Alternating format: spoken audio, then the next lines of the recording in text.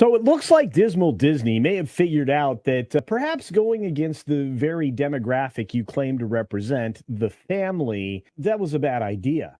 Maybe we should ingratiate ourselves to the parents who are going to be paying for generations of vacations to our theme parks and to go and see our entertainment and to pay for our goofy week offering streaming platform.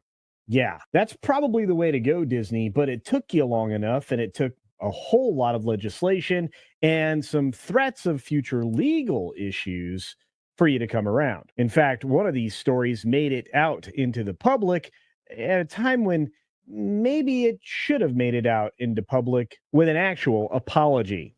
Let's jump into the story coming to us from our friends at That Park Place. That's right, Marvin Montanero got to this story. Disney cancels divisive Pixar content and declares that parents prefer to discuss certain subjects with their children. No kidding. This is exactly the polar opposite approach that Disney took when the Parents' Education Rights Bill was in play. And they went on the wrong side of history and are really, really paying for it.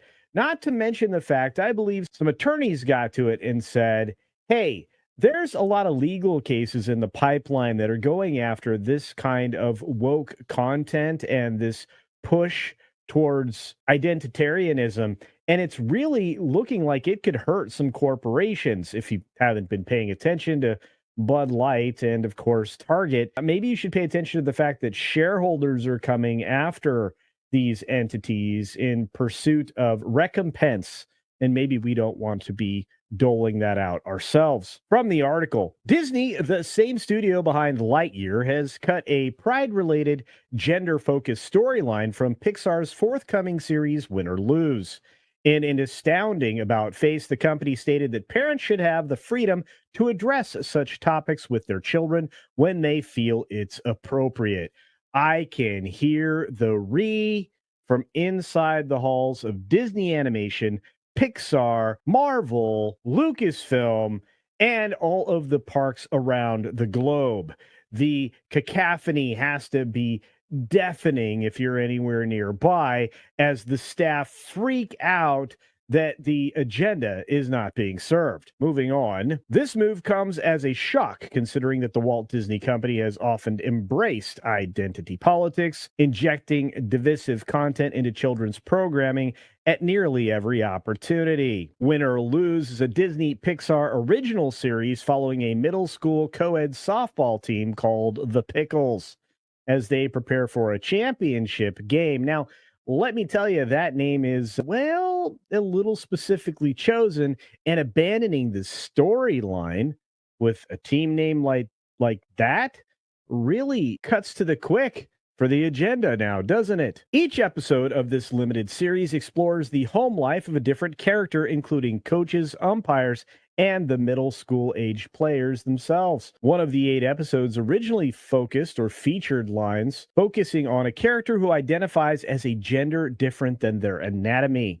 However, Disney confirmed to the Hollywood Reporter that it has cut those lines and the character's pride-centric storyline from the show. I wonder why. When it comes to animated content for younger audience, we recognize that many parents would prefer to discuss certain subjects with their children on their own terms and timeline, a Disney spokesperson said in a statement to The Hollywood Reporter. The character remains in the show despite the removed storyline. Sources close to the production say Disney made this decision several months ago, though the company declined to further comment. And we know that's the case because this actually leaked out about 4 months ago from 4chan and other sources, only to be replaced on Twitter from, I think, Lost Media or something like that. Disney's stance surprised many, given how the company landed in hot water with the Florida state government for publicly opposing the Parental Rights and Education Bill, as I mentioned earlier.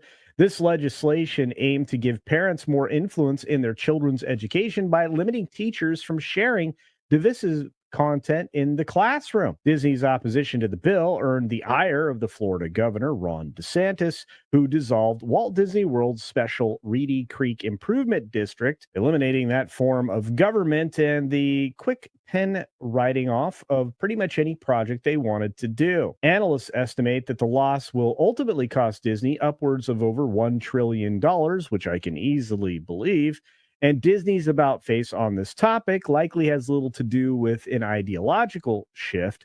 Rather, the company learned costly lessons by trying to push this kind of content in children's programming. For example, the 2022 Pixar film Lightyear featured a same-gender kiss and performed poorly at the box office, earning just $226.4 million worldwide against a $200 million budget. Let's not even bother mentioning how much it costs to actually promote the film.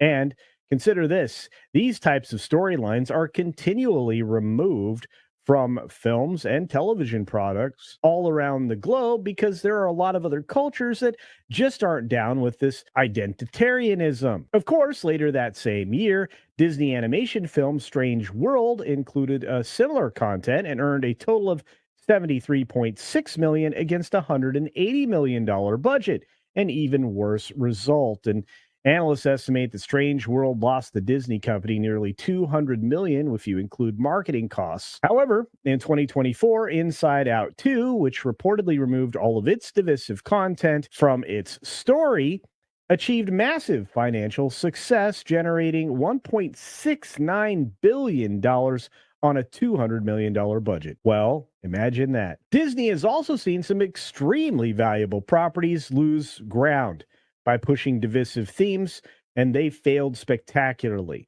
Both Star Wars and Marvel's offerings on Disney Plus have largely gone unsung, unrecognized, unpraised, and unappreciated by its audience. Perhaps Disney has finally seen the writing on the wall. I don't know. I seem to think they'll still try to keep this under the covers somewhere where maybe it probably should be. Once again, a huge shout out to Marvin over at That Park Place, where you should be checking out all the news because it should be fun. And now we get to the best part of the video, audience participation. That's your part. And to do your part, let me know.